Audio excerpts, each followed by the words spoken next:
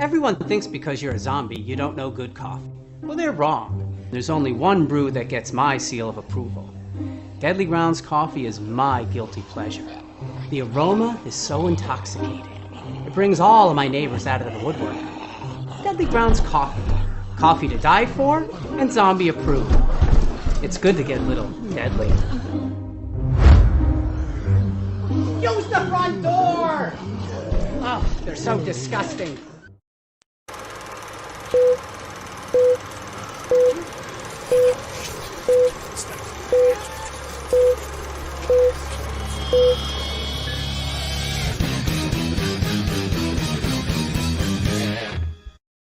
Hey everybody, it's Tuesday night, which means it's another live Wicked Horror Show. I'm Kevin, and as always, I'm joined by Tony. What is going on, people? Tony, would you like to introduce our very special guests that we have this week? Of course. From a movie I watched and dug, the movie called Black Friday, we have the director and writer. We have Casey Tebo. Hopefully I said that right. I'm horrible with names, so just so you know, I was probably going to mess it up. And Andy Greskoviak. You nailed it. That was really good. Wow, that was real good. Usually I'm horrible with names, so I'm proud of myself. Pat myself on the back. That's pretty great. I would have messed that up completely. So yeah, Black Friday is a for those who have worked in retail. It's a comedy horror. I know it's not Evil Dead, but it has like the fun vibe of some of the episodes of Ash versus Evil Dead, I think. That doesn't mean that it's the same thing, but it has that same kind of fun vibe, almost like Reaper. I don't know if you guys ever watched Reaper. Totally. But actually, it's so crazy. It's so crazy you bring that up because when Andy and I wanted to hire Bruce, I had to do a check on like, was he good to work with? And my friend Craig DiGregorio, who's from Boston, he was the showrunner on Ash vs. Evil Dead, and he actually wrote on Reaper too. So, really? Yeah, I wonder if that's the connection. Maybe because I love both of those shows. But yeah, there were. It's got that vibe. And like we were talking a little bit before, Bruce is not playing Ash. He's playing a completely different character who's kind of a dick. And he's if you've worked in retail, you've definitely worked for someone like this person, for sure. So Andy, you wrote the movie. You've got a long history in retail. We were talking a little bit before. So how much of this did you pull from real life? I mean, obviously there wasn't a zombie apocalypse, but yeah. Right. No, it's not that far off though. A lot. I mean, I worked retail for like 10 years. A lot of what we see was pulled from just the Black Friday. I worked at a big box toy store. And then a lot of other stuff just peppered in. I worked at a candle and lotion store. I worked at a personal engraving shop in a mall for like 4 years. Things remembered? You talking about things remembered? It was. Right. That's great. Right. I'll say things remembered, and people are like, huh? And I'm like, I don't even know if they still exist. Do they still exist? I do know they exist because every time a family member of mine sees a things remembered, they send me a picture. Oh. They're like, look, they're hiring or whatever. Oh, that's good. Good luck for them. Yeah. I worked in men's fashion for a bit. I worked in like upscale furniture. And so I've seen every end of every possible retail worker on that spectrum. Right. Mm-hmm. And so it's, that's where a lot of this came from. And a lot of the character interaction came from, especially. Nice. Yeah. And so you wrote the script. What was the turnaround time? Like, how did Casey, how did you guys join up? Was it something where you guys worked before in the past or? No. So I got fired from my last retail job, and this is fall 2019. And I was on this website called Virtual Pitch Fest, where you could buy these pitch packages, right? And pitch your scripts to creatives and other people in the field.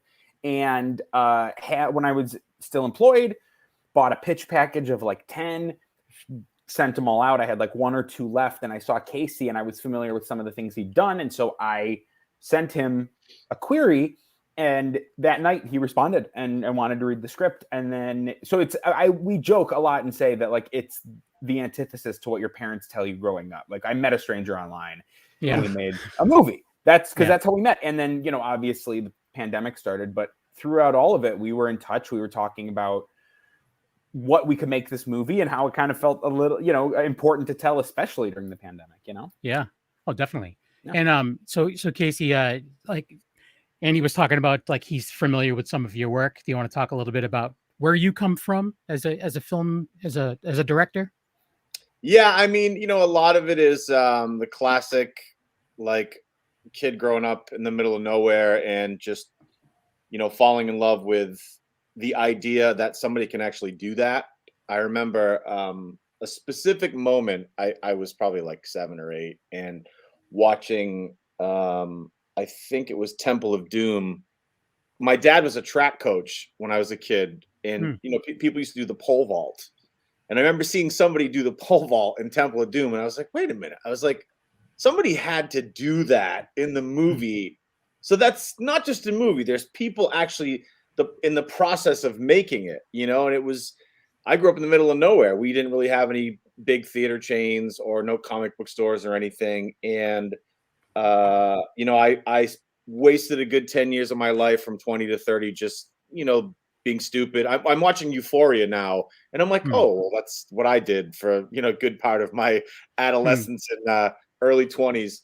And then when I was 30, I was like, all right, if I'm ever going to do this, I need to do it now. So I lucked out meeting the guys in Aerosmith and worked for them for a while, selfishly knowing that if I could use them as a springboard to do music videos and other things, that it would lead to other projects. And then 2016, I did my first indie Happy Birthday, which was a little $500,000 movie.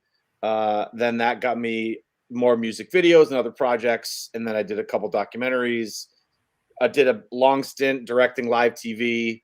And then Andy and I met in 2019. Yeah.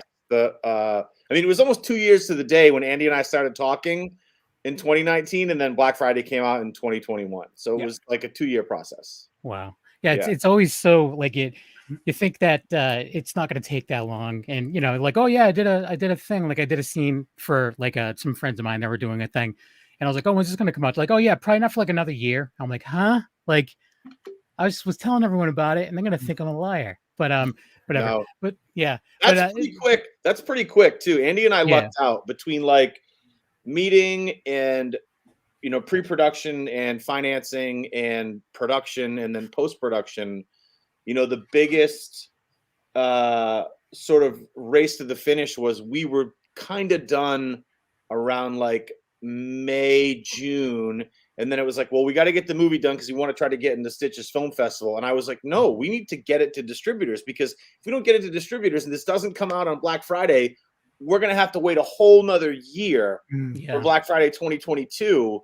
So the timing is like, it's, you have to try to, But one of the good things is Black Friday as a subject. Like Andy, you said you're a collector. Like Casey, I'm sure you're a collector as well. It looks like you're a collector somewhat. And obviously junk. Oh, yeah, same here. That's my wife assumes all of this is just hot garbage on my wall. But so Black Friday, just as a subject, is something that would pique our interest anyways. Not to mention the people you got in this one. So that all kind of puts the icing on the cake, I guess. Yeah. So it's something we would watch anyways. Okay, I would watch this all year. It doesn't have to be on Black Friday. Yeah, it's one of those things where it's fun. I would watch it all the time. Yeah. Just real quick, Sergio is in the chat. He just wants to say hi to Casey and Andy. What's up, Sergio? What's up, man? How's it going? Yeah, Sergio's the man. Everyone knows that. It was funny you were saying that though, because I think it was last week or maybe a week and a half ago, we were released in the UK. Mm-hmm. And so I hope it's a universal thing that like in February people want to watch a holiday horror. Well, I don't even know. Do they even have Black Friday in the UK? No, Ivana said that being from Spain, she's like, we didn't have Black Friday, but she did say in the last couple of years that culturally it started to sort of seep into happening in Spain. So I'm sure it's kind of a little bit everywhere, Yeah. I mean, but at that point in time, there's many, holiday movies that I find myself watching all the way through. Plus, at that point in time, unless you look at the title of the movie or they mention it many times in the movie, it's just, anybody that, I think you were saying that anybody in retail, you're getting a lot of, great feedback from that. There's plenty of people that work in retail that have these customers all year round. It doesn't even have to be Black Friday. It's just catch them on the right day, and that's exactly what happens. So I think that's why Clerks hit me so well, is because I'm like, yep, that's right, totally. But anyways, well, it's a really good point. That's kind of the inception of all of this, right? Is you work in this end of the service industry, and you see Clerks, and you see Waiting. And you go, where's the retail workers? Where's the one that I get to watch and let off some steam because people were really mean to me today, Yeah. Oh yeah. But but at the same time too, you don't want it to be. There was that show Superstore that was pretty good. Like when it came down to it, loved it. As far as showing how weird it is to work in retail. So the names, you got some pretty big names in this movie. And I know, Andy, you said this is your first feature that you've written. So that must be huge, first off. And how did you guys get these names involved? I mean, if you want, Andy. No, I was gonna say something we talked about and hoped for going into it, and I'm very grateful that it worked out, is people like to play in horror. Like I give a lot of credit. Brandon Rodriguez was our casting director, did an incredible job, but it just seems like wonderful actors are looking, especially if they work in more serious stuff. They like to play in horror. They like to get covered in blood and guts, and especially a horror comedy where you get to be a little silly. So I think we saw, at least on my end, a shocking amount of enthusiasm just off of that. And then Casey, if you want to take it away.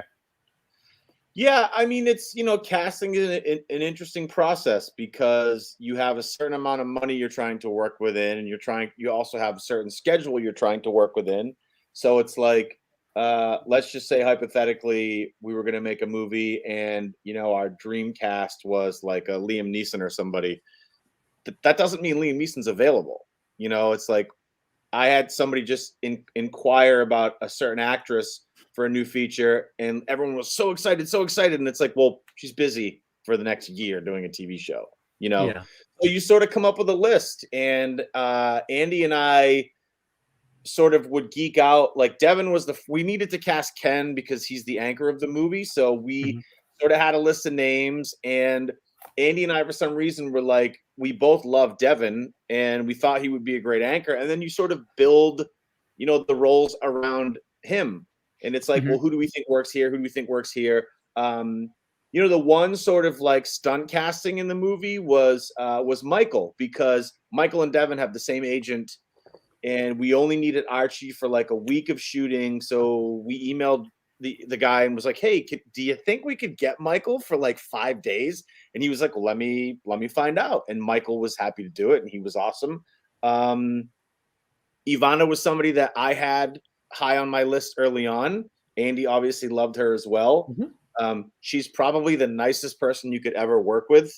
And Bruce was one of those we're looking at casting sheets, and it's like, we can get Bruce Campbell, like, really? And it worked out with his schedule. It was a weird schedule because we shot between Thanksgiving and Christmas. So there was we shot for 5 days, then 2 days, then took 3 days off, then another 5 days, and then 2 days, and took, because it was just weird. But it's casting is probably one of the more difficult and frustrating parts of the process, because when you shoot, you're on set and you get it done and everything's fun, and then you edit and it's great and everything's fun, and when the movie's out, there's nothing you do about it. But when you're casting, especially a movie like this where it's an ensemble, like this person's not available, and then you take another week, and then this person's good but they want too much money, and then it's another week, and it's like it can be super frustrating. It's discouraging sometimes. Yeah. Well, I mean, you got a pretty solid cast here, though. So I mean, it worked out to where it's, like I said, that even though it's a horror comedy, just because Bruce is in it, people are going to be like, I need to check this out. Yeah. And then they're going to be like, oh, this is awesome. So I'm going to add this to my list of Christmas movies I watch every year.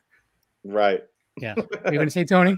I was going to say, because Andy mentioned, everybody kind of wants to play in a horror movie. Even like, I'd say like 10, 15 years ago, it was almost like taboo. Like people would be like, oh, it's kind of like the lower tier of getting casted in movies. But I think the resurgence of, I'd say the pandemic might have been the best time for horror movies because everybody was looking at the independent stuff. Like, because nothing else was getting made. Then you had the like pop up of Shudder, and Netflix started putting out a whole bunch of movies. So, as crazy as the pandemic was, I think especially for indie horror, then I think that was, where everybody opened their eyes and was like, okay, there is something else rather than the big mainstream, big budget movies. So, well, I think it's also, I was talking to a comic book writer today, and we were talking about how Paramount had just like announced they're going to do a bunch of remakes and reboots, and he was like, "Oh, it's frustrating as a content creator." And I was like, "But what you have to realize is, and I think this ties in, Tony, what you're saying about horror. If Warner Brothers announces that they're going to make a Batman movie and Robert Pattinson's Batman, then you have every fan on the internet talking about him and his new suit and the new Batmobile for 2 years. That's free advertising for Warner Brothers. And I think what's happened with horror is there are huge communities of people that love horror movies, love horror conventions, comic book conventions. There's a lot of nerds out there, and the internet finally was the place for everybody to gather. So I think that when you're dealing with something like Black Friday, Bruce said something really profound. I read it in a podcast he had done before we did press for the movie. When Evil Dead came out, horror was like one step above porn. Like, if you think about cinema history, in the late 70s, like there were these weird, like amalgams of porn and movies like Caligula that were sort of movies, but sort of porn at the same time. Things like Evil Dead were considered like fucking bottom of the barrel. So to see horror come as far as it has, and people rejoicing for like the Chucky show or the Scream reboot or whatever, like the last Scream movie, it's pretty amazing to see for sure. Yeah. And as a lifelong fan, I mean, it's kind of a double-edged sword. Double-edged sword. I don't know what words I said there, but but yeah, so like, because I love it, but at the same time too, I find myself disappointed, like when they change too much or whatever. You know what I mean? Like, totally. For example, the new Texas Chainsaw Massacre. I'm just gonna throw it out there. I mean, it was good, but it also was extremely lazy in my eyes. But that's just me. I think Andy can attest. We sort of went through the same thing. It's like Black Friday came out. There are people that love the movie, and there are people that fucking hate it. Like, there was a guy who was like, "I can make a better movie with my dick and balls," and it's like, we were like, "Prove it." Yeah, let's see. No, it's interesting, right? That these are all great points, and it's I think what's cool about where we live now, and Tony, you mentioned Shudder. There's such an abundance of horror, and I think, at least I wear it as a badge of honor. I think we created something that is a very niche, kind of silly, gooey movie, and it belongs in a certain corner of the world of horror. And so, if somebody finds it and doesn't like it, but they like horror, I hope they find something else. There's a lot of it now. And when somebody finds it and they contact us and they're like, "This really spoke to me," it's like, great, that's who we made it for. You know what I mean? And so I love that. And I've seen both sides of the argument for Texas Chainsaw, and it's like, I hope somebody walks away from it going, "I loved it," and it was exactly. That's what I've said too. Like when someone's like, "Oh my god, it was the best movie," I'm like, I'm psyched that you like it that much. Here's what I didn't like, whatever. And it's just like, that's the one thing too. If someone like, I can make a better movie with my dick and balls, that's not constructive at all. Like, that's not giving you any reason of why he didn't like the movie. Right. That's just putting it down for the sake of putting it down. At least it's a kind of like a step up though, like, because then you get the other people, the so-called critics, that are like, the movie was horrible. Why? Because it sucked. Why? Because I didn't like it. Right. Why? Well, it's weird for us too, because we have like the New York Times giving us a great review, and then some of these other like horror fans like, "Oh, it was fucking terrible." And I mean, you know. But that being said, they would be the first people at your booth at a convention if you were signing stuff for Black Friday. Well, you know what? I'm just letting you know. Here's the other thing I don't think people talk about enough. So when Andy and I decided we wanted to go with Devin, you know, I'm good friends with Seth Green, and I was like, oh my God, I forgot they did Idle Hands together. I was about to. And I watched Idle Hands because Devin and I, for a while, we tried to pitch Sony an Idle Hands sequel where he was a dad and he had a daughter. There it is. Right. He had a daughter. Tell me this is not a great idea. Devin and I pitched Sony an Idle Hands sequel where he was a dad and he had a daughter, and the same curse that afflicted him in the original went into a locker room of teenage boys, like a football team, and it was all about like their dicks being possessed, and they were chasing his daughter for like the entire movie. All right, but my point is, the Rotten Tomatoes for Idle Hands is like fucking 12% or something, and I'm like, I think that making a horror comedy might be the hardest genre to get because it's either not scary enough, or it's not fucking funny enough, or it's not hitting the right notes for certain people. And it's like, you know what, man, you just, it's tough, and you just do the best you can, you know? Yeah. Me and the other guy who was supposed to come on, we've always had that, because myself, growing up with like Idle Hands and stuff like that, horror comedy is my, like, how there's all subgenres. That's definitely my favorite out of everything, because I love having the mesh of, you know, because with comedies, if it doesn't hit, it doesn't hit. Horror movies, right. If it's just one thing, you know, with horror comedies, it's like, okay, you're going, you know, seeing someone get killed, but then there's something that it's like, okay, now I'm laughing because of it. So having that in everything, and in music with different, like, I love when you could take two separate things that, you know, shouldn't go together and then mash them together and they work. So that bait and switch is like my favorite move in movies, right? I'll always remember the first time I saw Shaun of the Dead, because I saw it in theaters. And I remember that first chunk of the movie, you're like, they're throwing the discs and it's silly and it's kind of, you know, it's a zombie comedy. But then, like, once they get into the bar and they kind of complete their mission, it gets kind of deeply horrifying. Oh, yeah. And that shook me to my core the first time I saw it, because I was so used to just like, they're silly and they're breaking windows and jumping over fences. And then it get that switch and you're still feeling, but you're feeling something completely different. It's brilliant. It's great. Yeah. I still think that movie is brilliant. Like, I can watch that movie a billion times. I'm just I used to watch, there was a show he had called Spaced. Like an old BBC show, and I started with that, and then everything, Hot Fuzz, like all of the other movies. I if I had a chance to see them in a theater, I would. That's one that I would use as an example of doing it right. I mean, unfortunately there are some bad horror comedies that are out there, but the ones that are great stick with you, you know. And I can name some off the top of my head that I think I would recommend to people for sure, and this would be one of them. But then it's also like in the 80s, that's all that was pretty much around. You had your slashers and stuff, but then you had your like student bodies and all that stuff, where it was like just so cheesy that maybe they didn't consider it a horror comedy. But it was just like funny because it was so cheesy. It was like almost like trauma level cheese. Because I was watching all those like Monster High and all that stuff, and it's just like, you know, it was always fun for me. So, and that's what initially attracted me to the script. When Andy sent it to me, I was like, oh, this is a movie I would have fucking loved when I was 11 or 14, watching it with my friends at a sleepover.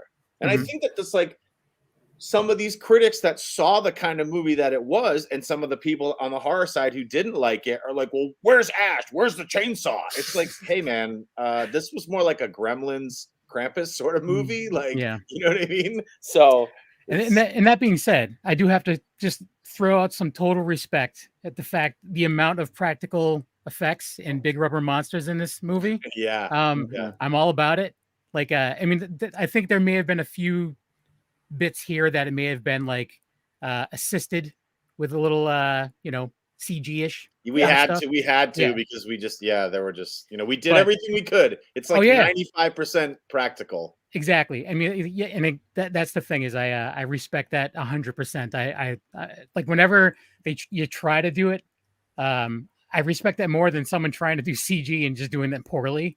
I'd rather see the seam on the back of a mask than I would seeing like a fake, like shiny monster like coming through. Yeah, You know what I'm saying? I think especially with low budget horror, it's like, if you try to pull, you watch Civil War and it's like, the entire Avengers team is fighting each other in a parking lot and it's all green screen, but it looks like it's real because that's how much money they have. Right. But, we have a giant monster bursting out of a toy store. It's like, if we try to CGI that on our budget, it's going to look like that Birdemic movie that went around 5 years ago, Right.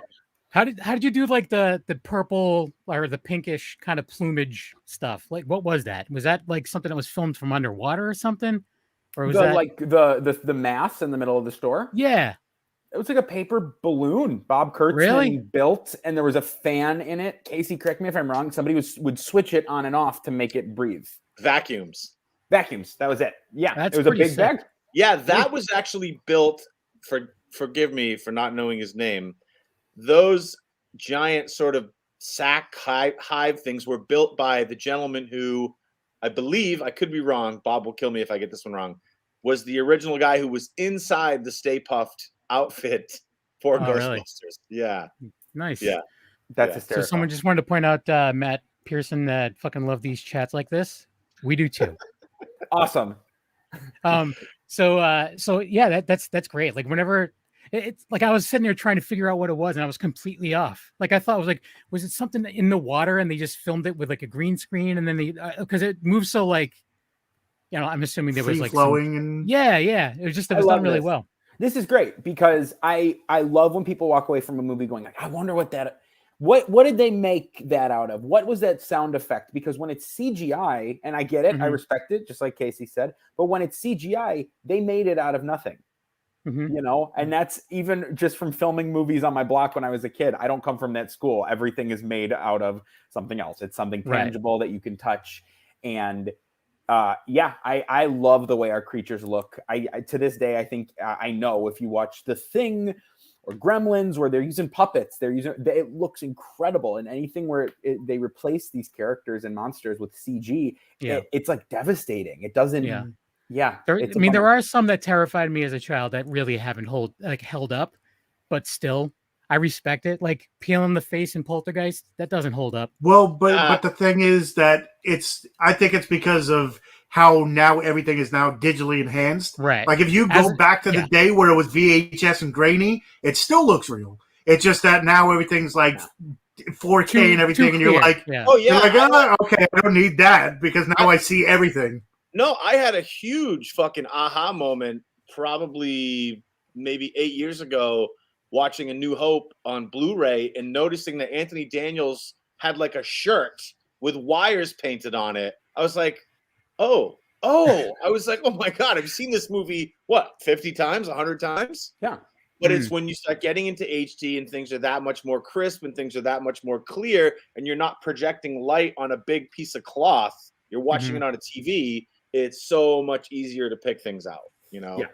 And that's why some movies are just meant to, stay on VHS and then, or the way it was, because then it's just like, okay, you upgrade and you're like, this isn't the same movie I watched and I see every little thing. But that's now. the thing though, is because we're collectors, we're going to buy every release of it and we're going to watch it anyways. Me. Well, that's but there's actually a company that I don't know how they're getting away with it, but they put out a Grindhouse Star Wars trilogy where it's legit. They just take like a film stock of the movie and they just transfer it over to Blu-ray. Like no kind of restoration at all. Yeah, I heard about that. Yeah, and I think they're kind of out of New England as well, but which is scary. I mean, I don't know how they get away with this stuff. Let's not name them or anything. I don't even remember what they're called. I mean, I don't even know if I'd be able to find it. But yeah. So I want to play the trailer for Black Friday. It's I just pulled it off of YouTube, so hopefully it's not it's the final trailer or whatever. I don't know how many trailers you guys put out. Was it more than one? The one. I think there was just the one that lived on IGN was like the main trailer. Yeah. Right. So and that's Black Friday streaming pretty much everywhere. In the US, yeah, Andy, right? Yeah, I know. iTunes, Vudu, and Amazon. Tony had to turn to the black market to get the Blu-ray copy. But it is out there. So for those of you who are collectors, I'm just curious how much did they charge you on eBay? Average. It was like 20 something bucks. Okay. It just I had to go there. It just Yeah. Yeah, it's all the major streaming outlets, and then we just released in the UK and I think Germany, and then Bob Kurtzman posted that it was people at the Olympics were watching it in the hotels because it's in China too. That's awesome. Like on demand. I don't know if it's legal, but it's there. No, that's the closest Casey and I will ever get to Olympic competition. So. Hey, Andy, speak for yourself. I'm great at curling. You're right. Okay, just me. Casey's in training. Yeah. Curling. All right, so here's the trailer for Black Friday, and we'll be right back. Happy Black Friday. We love toys. We still on for pancakes tonight. Chris, you're on reg for the night. We're short-staffed. Wait up! I'm Emmett. You ever worked retail before? No. Well, there's no day more harmful to retail workers than this day. Oh, what do we love? Toys! Good job. Places, everyone! 3, 2, go, baby. Go! Black Friday! Thank you very much. Happy holidays. Holy shit! What the There is something wrong with the shoppers. Oh, we gotta do something. We're 1 hour into Black Friday, and we're escorting customers away from the store? No! Was that the new guy? Our shoppers are going crazy. Whatever you do, don't let them gather. They're building something.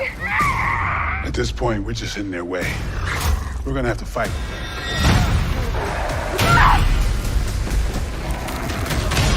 I don't think this night can get any worse. Does anybody else just think that's funny? I told you they never die. We have to make a run for it. Exactly. Black Friday is over! Chucky says we're all going to die. Back up, homie! Of the fire, we'll sit and admire the stockings all filled up at last. Rations of all the glitter, silver and gold. I love it here. The police are here. Thank God! It's the time. The most magical time of the year. Got your doorbusters right here, motherfucker. So Yay! I did actually chuckle again at two of the jokes in that trailer. The cop car, and then like when I'm like, oh, could it get any worse? And he's like, he whatever. Bruce is Andy's original vision was much darker than that. He killed a little girl on like page 4, and I was like, Andy, let's back that up a little bit. Little girls are having too much fun in movies. That's you right. Gotta put them in their. It's about time someone took a stand. Right. Yeah. No, it's funny because Casey was talking about casting, and it's like until you lock somebody into a role, you kind of don't know what you could get away with them. So like Jonathan was just the outright heel of the movie. He was really similar to the character Brian, where it was just like, yeah, they're the corporate kind of assholes. But when we got Bruce, we were like, oh man, we could like make this like a kind of he'll have a hero's journey of his own, and we can make him more likable and silly, which was a huge gift. But so it's funny because until you're on set, you don't really know how everyone's gonna fare with the source material. Yeah, and it's funny because working in retail, like you had every different character had that. Oh, I had someone like that in the store. I had someone like that in there, and it's just like you might have wrote it for some people, but it's like every single place you had, you're like, I had them. So right. Well, thank you for saying that. It's because everyone's based, on real people I worked with. Ken Bates, it's the name of the main character, is my friend. He's just a guy I knew from high school that worked with me at Toys R Us. And, but obviously it's not exactly him. Ken in real life is my age. So he's not a father of two young girls. But I did work with people when I first started at Toys R Us. It was like just after the recession, right? Everything. And so I worked with a lot of dudes who came from like these kind of 9-to-5 water cooler office jobs who then worked in a big toy store in these retail stores and were like, it's actually kind of fun. It's like lower stakes and you get to flirt and be silly all day. And I thought that was kind of like a cool anti-hero to write a story about, you know? Yeah. Yeah, definitely. And, you know, unfortunately, there's way too many people involved in retail. I mean, well, I think that's probably getting less now, too, because everything's going more towards online. And now it's all about Cyber Monday. How would you do a Cyber Monday movie? You know? The joke I keep making, I'll only attribute the joke to myself because I don't think it's that funny, is that I do think a proper sequel would be called Small Business Saturday, and then you follow it up with Cyber Monday because everyone forgets about Small Business Saturday. And that's why we're here. It's literally just a bunch of zombies at their computer, like, rah. Yeah, I always think like you start it in like one of those like little olive oil boutiques, like just like really like blink and you miss it store. Yeah. But that's another. I mean, Casey and I have talked. I wonder if we've clocked 24 hours talking about Black Friday overall. I think we have. We've passed one day, Casey, of just spending a day of our lives talking about 2 years in one day. Right. Yeah. But if we were to ever continue the story, it's like it's there for us. We've told one retail experience, you know, the toy store big box experience. There are so many, and like especially now where you've got these neighborhoods being kind of uprooted by Amazon warehouses and whatever. The concept of a Cyber Monday horror movie does not feel that far out of reach. Yeah, actually, I was walking through IKEA. I was walking through IKEA and I was like, oh, this is like, you know, yeah. It's bleak. Because when I worked, one of my last retail jobs was e-commerce. So it was a store where it was like, you come in and order something and we send it to your home. And I think right before I left, they showed me that our entire job could be, because we were measuring men for clothing, they showed us that our entire job could be replaced with an app, like that a phone could do it. And it's just like, we sat there with the tape and would measure necks and sleeves. And they're like, yeah, your phone could just take a picture of you now. And so so it is, it's jarring. I don't know. I mean, then you have the older generation who refuse to go that route. So they're keeping the jobs available, I guess. Right. People like my dad who don't want to touch a smartphone, but you know, whatever. It is what it is.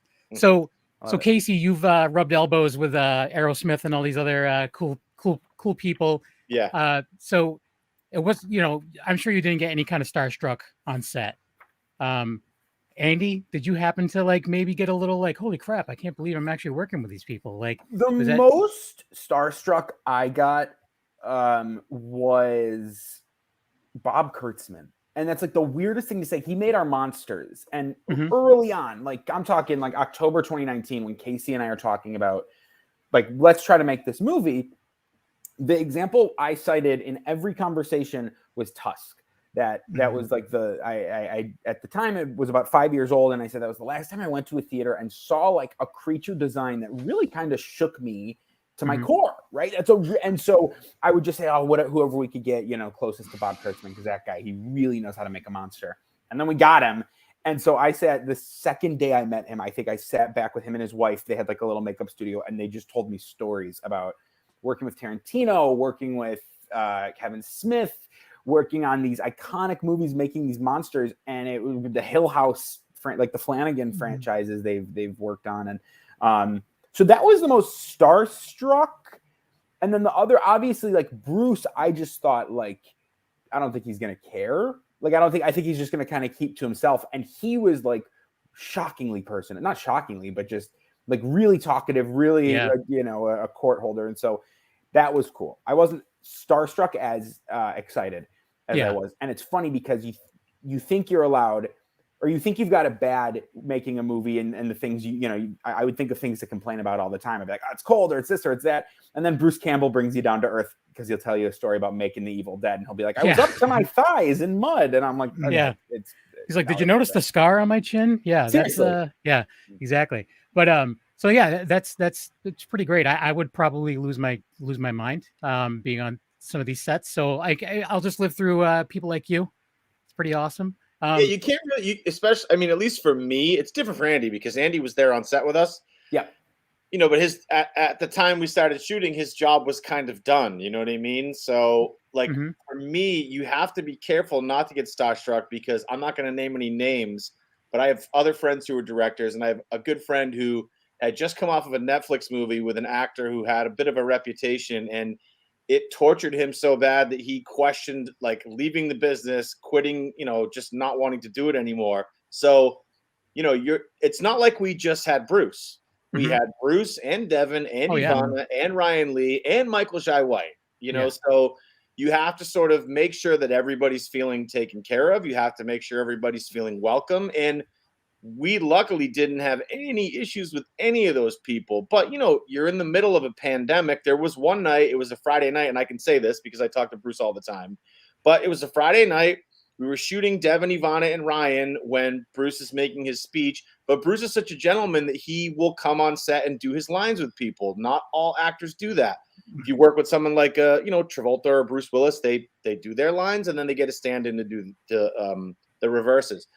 But, it was getting late. Bruce wanted to leave, and like he started getting a little bit, and I could tell he was getting pissed. But you have to just make sure that you try to be human with these people and understand that they also have wants and needs. And I think the minute that you go into something being starstruck, some of these people will realize that they have an advantage over you, and that could potentially hinder their performances in the movie, because the actor-director relationship becomes one-sided. Yeah. After that, at least I think. I could be wrong.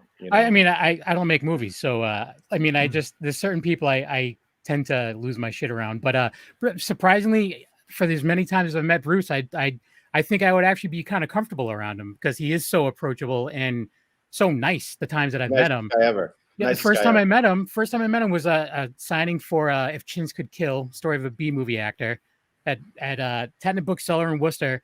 And like everyone that was in line, he sat down and talked to them for a good 10-15 minutes, every single person.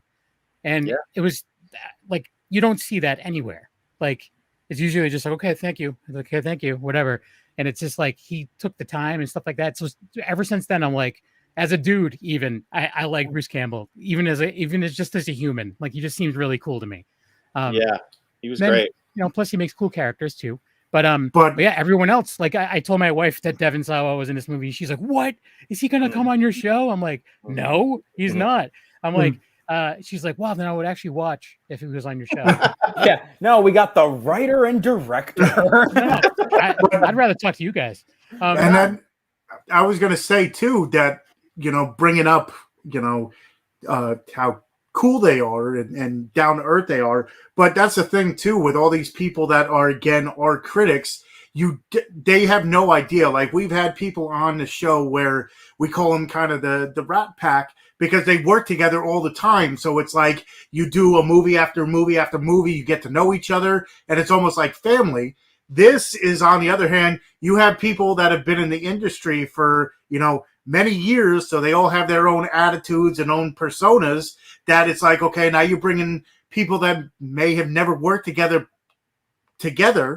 and it just adds on to that. So I give it to you. It's not like I don't give it to other directors, but I must give it to you more because, again, who knows if they have big egos or not beforehand. It's like never meet your heroes because you might think they're one way, Casey, and then Casey, you were saying that you actually did some you put out some feelers to see how it was to work with like certain actors and stuff before, right? Yeah. I like I said, my buddy Craig he worked on Ash vs. Evil Dead, and a lot of the agents and managers will know who's good to work with. It's like this actor may be a great actor, but nobody likes to work with them. The first intel we got on Devin was he was great to work with and other actors like to work with him, and I think that goes to show you with his recent success in Chucky.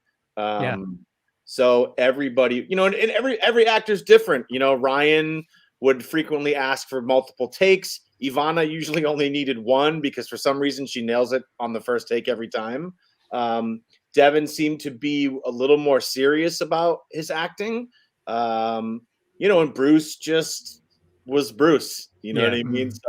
So everybody's different. I can imagine when you're dealing with something like a Face Off or something, and you're dealing with two huge personalities in Travolta and Cage, or even something like a Con Air where you have Malkovich and all these other guys. Like that's got to be fucking nerve wracking, Yeah.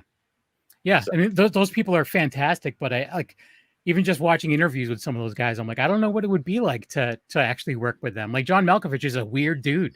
Yeah. A friend of mine worked at Pier 1 in Manhattan, and he went outside for his break one time, and John Malkovich was just hanging out in the alleyway, and he just like looked at him like, what are you doing here? It's just like, this is where I take my break. Sorry, dude. And like, he just like very strangely, uncomfortably walked away. I'm like, I don't know. It's whatever. People are they're just different. But just real quick, Alfredo saying, hey, what's up? I'm here. What's up, Alfredo? What's up, Alfredo? And Matt is saying that Up to My Thighs in Mud needs to be a t-shirt. I'm sure. I'm sure Bruce will put it out. I'm cool with that. Yeah. If I could just, and I'm so sorry because I wanted to add on to what Casey was saying. It was a little intimidating because at least between Bruce, Ivana Ryan, and Devin, these are all people who have like been on films. I think the oldest one, like Bruce started acting around like 19 or 18, and I think he's the oldest one out of all of them. Like they're the latest into the business. So there was the part of me that was like, okay, they've probably got standards, and so that's nerve-wracking. But I was also going into it super nervous for Stephen Peck because just in this field of people who have been working their whole lives in film, and then Stephen had an incredible audition, and we loved them the first time we saw them.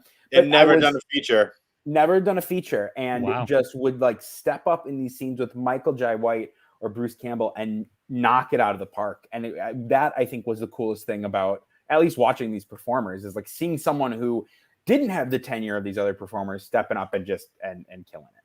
And not only that, like Andy's saying, but then to have the other actors like Devin and Bruce turn to me and be like, fucking incredible. Like that's awesome. What a great find, because I've been in the other situation where some of the actors are like, where the fuck did you get this from? Do you owe him money or something? I don't get it. Yeah. But yeah, that's pretty it's pretty awesome. So I thoroughly enjoyed it. Are you guys working together again in the future, you think? We'll see. Honestly, like I don't ever think we've been like I just text Casey like, and just so you know, it's over. We're not working. No, it's always lose my number. The movie's done. Yeah, I think we're open to it right now. Just very much existing in the world of Black Friday. If I am the first one saying this, so I hope he doesn't disagree. But if we got to return, especially to this world, I would do it in a heartbeat. It would be That's just awesome. A blast. Oh yeah, too much, way too much. I mean, we probably had a little too, considering it was during COVID. Like we probably had a little too much fun. Like I still talk to, or I see some of the crews. We had a lot of New England crew, a lot of Boston crew, and they're like, "Man, that was the funnest time I've ever had on a movie." Like, Andy was there with his wife, and like, we had like coffee trucks and lobster roll trucks, and like, it was just a really fun movie to work on. And I think that a lot of times when you work on certain films, there are producers and directors who have sort of a Gestapo attitude of like, no fucking around. Everybody fucking be quiet. I'm an auteur or whatever. Like, I'm not going to do that. Like, it's going to be, dude, like, lucky we are to do this. We're so lucky to work in this field and to be on set with Andy and me and Bruce Campbell and Devin Sawa. And you have to just, I think, have fun with it. So, that's our philosophy. And it comes across. It comes across. It seems like it was like the movie doesn't feel like, it just feels lighthearted to that point. Like it's not like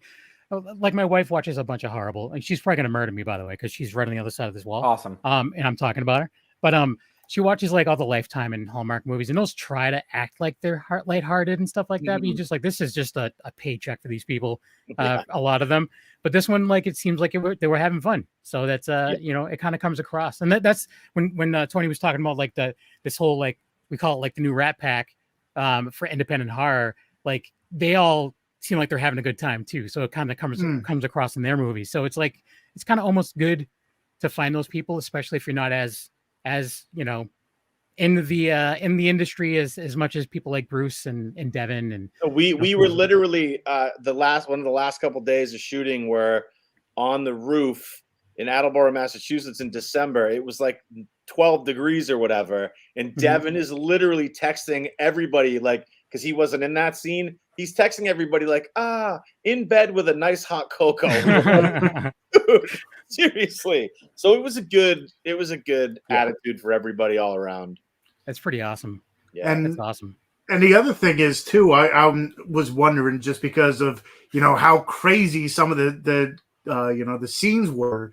Was there anything that went a little bit more awry than you would think? Because that's the other thing that like a lot of these critics don't realize is because, there's crazy stuff that happens on set all the time. And then especially if you have time restraints and all that stuff, everybody thinks they know what goes on, but they have no idea what goes on. So is there anything like crazy that happened or...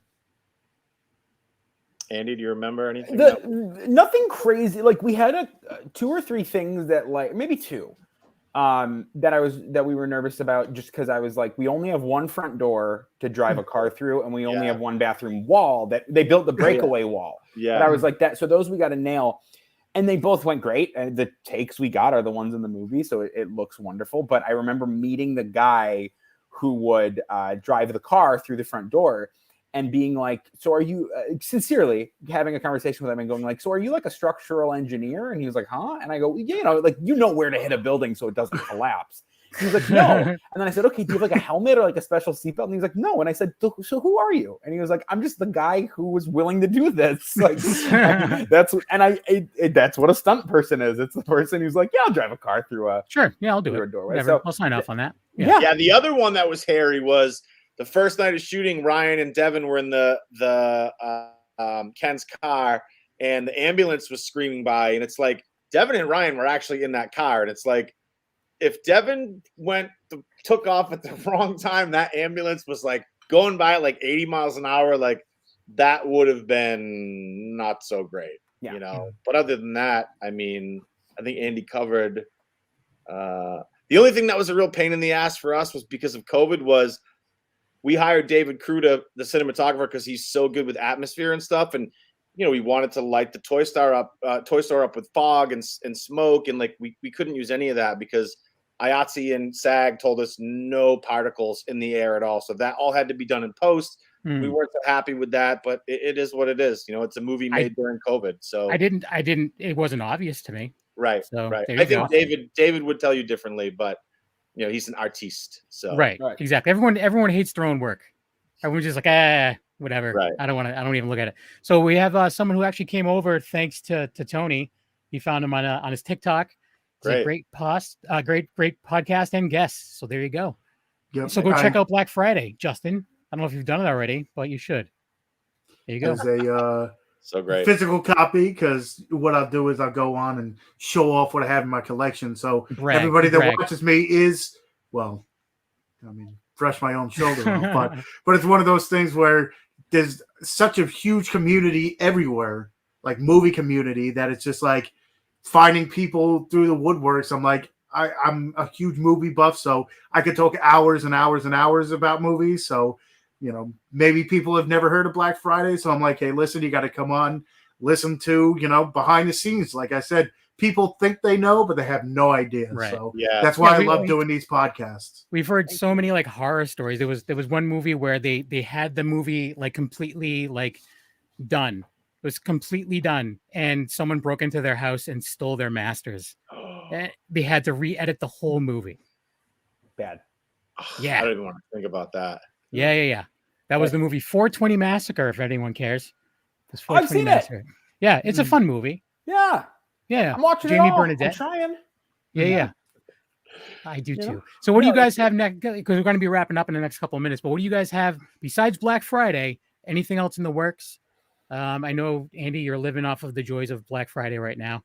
I am, but always churning stuff out, trying to, get stuff made. And I love horror. I'm existing in the horror space. I've written a couple other like holiday horror projects. Nice. Right now trying to get this like tween slasher off the ground, which is insane to say, but it's really funny to work in. If it's a fun thing to pitch to people when they're like, what? So that's what I'm doing now, but same thing, just loving slamming genres together and seeing what we can do. Nice. Yeah. Casey, what about you? I'm trying to cast, I don't know how I can explain this without giving too much away. I'm trying to cast an older actress, whether it's Jamie Lee or Sigourney or Helen Mirren or Kathy Bates, in a script that was sent to me by a peer who is very well respected. And it's basically a gentleman is not doing some very savory business dealings. His house gets invaded, and his mother-in-law, who's basically catatonic, comes to find this magic thing, and she turns into the supreme ass kicker. So it's like fucking John Wick meets grandma, and I just think it's the funniest, amazing idea I've ever heard. That does sound pretty awesome. I'm in the process of trying to get that one done right now. So nice. It's really fun. Really fun. Yeah. Justin's asking if you guys have a favorite horror convention. Like, do you guys frequent conventions when they were more of a thing, or do you guys? Is this something where you guys kind of just leave that to the dorks? Purposefully was more of a comic convention dork. Like, you're all in like Wizard World Chicago was my bread and butter growing up. But just one, they don't do it anymore, but Bruce Campbell used to host a convention in Rosemont, Illinois every year. And that was always super cool, because who goes to Rosemont, Illinois? That was like 20 minutes away from where I grew up. But that was always, it always was one that was so cool, because it was like Hollywood was coming to us a little bit. And like up until it ended a few years ago, he was getting like A-list guests and doing these awesome screenings, and that, it was stuff like that would get the word out about smaller horror movies in the Midwest. Nice. Yeah, I love the Rhode Island Comic-Con and Boston too. But the thing about Rhode Island is it's crazy.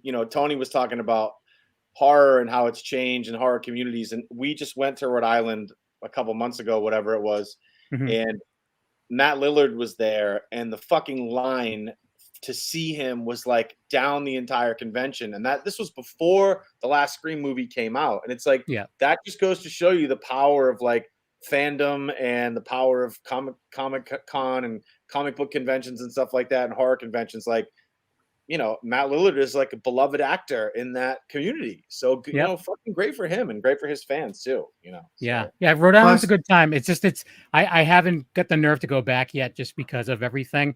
Because it's so shoulder to shoulder at Rhode Island, because they get like amazing guests. Yeah, like, I'm not going to take that away from them. Did you ever hit up Rock and Shock when Rock and Shock was a thing? No, I know Adam Green was at one of the last ones, and he had texted me he was going to be there, but I couldn't go, probably because one of my kids needed a diaper change or something. But right. Yeah. Well, there, unfortunately, it's no more. But that was like my first, and that was like the one I went to every year. And Jersey has the big three. Jersey has Monster Mania, Chiller, and then New Jersey Horror Con. So Monster Mania is in March, which I'm going to be going to. Actually, Justin's bringing up Horror Hound. That's one I've always wanted to go to, is Horror Hound. Plus Texas Frightmare. I want to go to one of them. But anyways, it's just about that time. Great. They're all great. Yeah, they are. They're all great, and they all make me very, very poor, because I just buy way too much crap. Awesome. And then stick it to the wall and call it a day. So where would you like people to follow you for more information about what you're doing in your careers and stuff? Andy, where would people want to follow you?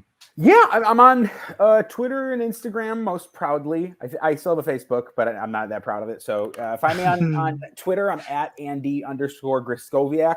I think I'm the only one.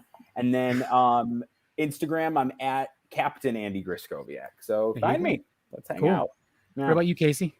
My only option for social media is my OnlyFans. So there it is. Yep. Oh, snap. Yeah. No, I'm actually a huge supporter of OnlyFans. I'm completely being sarcastic. On Twitter, I am Casey Shoots. So it's CASEYSHOOTS. And my Instagram, I'm not sure. It's Casey Patrick Tebo. So either one works. Cool. Mostly pictures of my children and Black Friday. So, but whatever. Like there's certain like horror celebrities that I follow, and they post a lot about their family. Then when I see them in a convention, I'm like, oh, congratulations on your daughter graduating. It's like now I can talk to you about something more than sleepaway camp. So Tony, where can people follow you besides your TikTok where you twerk? Okay, so I never twerk on my TikTok, but anyway, Tony Has Nine Fingers on YouTube, where I do movie reviews, unboxings, like anything movie related will be on YouTube. Tony Has Nine Fingers on Twitter, which I hardly ever use. Tony Has Nine Fingers on TikTok, where I'll show off movies, do reviews. Tony's Movies on Instagram, where I show off the movies behind me, and of course here every Tuesday night on the Wicked Horror Show podcast. And also check out our Instagram, Wicked Horror Show, for, previous guests or anybody that's going to be on. Kevin makes those little thumbnails, so props to him. So check out, like I said, for future or past guests. Kevin? Actually, just before I give mine real quick, someone's asking a particular question to Casey. Do you have instructions or plans for the 2006-2010 Aerosmith Steven Tyler documentary you recorded while following the band for those first years? Oh, I mean, that's up to band and management. That's got nothing to do with me. There you go. Yeah. Now you know. And Tony has every movie, apparently. So you can find me A-Knuckle on Instagram. Besides doing this with Tony, I do reviews with the 13th Wolfman over on the audio side. Plus, I'm part of Black and White Fright, which is also on the Dorkening Podcast Network. Go to thedorkening.com for more information on all of the shows on the network. Thanks for listening and have a good night. Goodbye. 1 second.